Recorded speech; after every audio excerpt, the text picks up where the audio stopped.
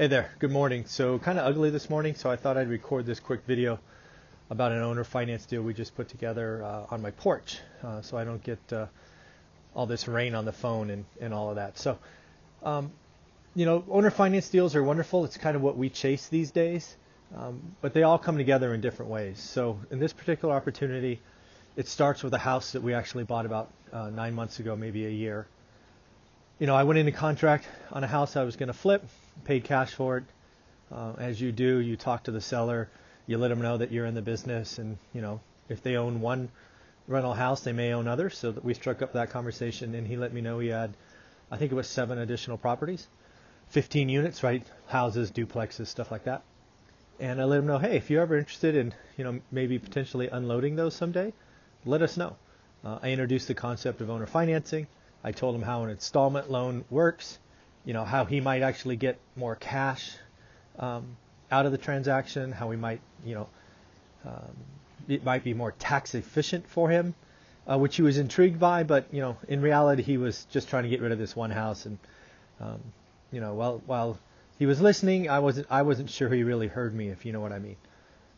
So I closed on the transaction, did what I said I was going to do. I didn't beat him up on inspections. And, just did the right thing. Lo and behold, on, today's Saturday, on Thursday, he emailed me saying, hey, I don't know if you remember me, getting a little tired of managing all these units. I was intrigued by your idea of owner financing, basically make me an offer. So I was touched, right? He remembered me, right? We didn't do any follow-up, didn't do any mailers, didn't do any of that stuff. But again, I made an impression because we did what we said we were going to do. And then, he listened and liked the idea, right? Being more tax efficient and all of that, and having income and all of that. So he asked me to make an offer, which of course I didn't have enough data for. I had a list of addresses, but really didn't know much. He let me know he was collecting about $8,500 in rent.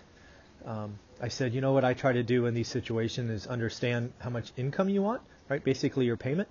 And then we can back into any value, right? If you want a high crazy number, well, then interest rate's 1%, right? I can back into any number.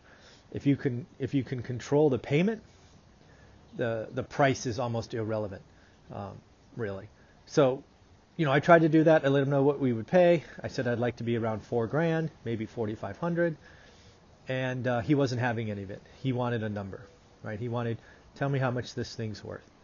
So I tried again, right? I tried to explain what I'm trying to do, all of that. Strike two. At this point, he responds back saying, hey, give me a number or I'm going to move on, right? So, I did what I could.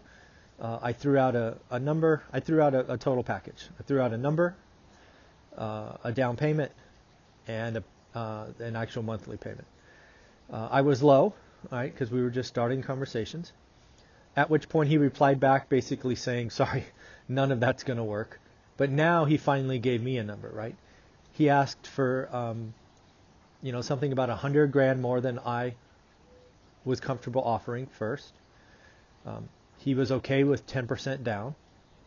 And then he offered an interest rate of 6.5%, which took the payment to almost $6,000. And at which point I responded back politely saying, sorry, I've owned real estate for a long time, and $6,000 mortgage payment on $8,500 in income isn't going to work, right? That's negative cash flow. That's an alligator, and I'm not going to do that. At which point, I thought the deal was dead. We were so far off on payment that I didn't think we were going anywhere. So lo and behold, he came back to me the next day and said, what if we brought the payment down to $5,000? Everything else is equal. I had done additional research, realized that rents should be closer to $11,000 than $8,500. At which point I accepted, right? So basically, he got his number, right? The value he wanted, which was $100,000 more than I first offered. I got what I wanted. I got an interest rate that is below bank, right? Below bank financing. I got a down payment that is significantly below banks, and I got a payment that's significantly below. So in the end, this owner finance deal is going to be great. The owner got what he wanted. He got a number that he wanted. But I'm going to be able to hold all these assets for the next 20 years and have them cash flow. The other thing is he wanted a 20-year term. So these will be owned free and clear in 20 years with a payment that I'm happy with. So in the end, owner finance deals are out there. You never know where they're going to come from. Be kind, follow up, be a good person, do what you say you're going to do, and you will attract owner finance deals. They're the best thing out there. So in the end, learn the story. There's been interviews on this channel with accountants that talk about how to pitch owner financing, how to use them. I strongly recommend going back and looking at those. And again, owner finance deals are great. This is how I'm growing my portfolio this year. It's 100% with owner finance deals. So in the end, I look to share more details on this as we put this together. But at this point, the deal's signed, and we're going to go look at it next week and make sure everything's on the up and up. All right, have a great weekend. Take care.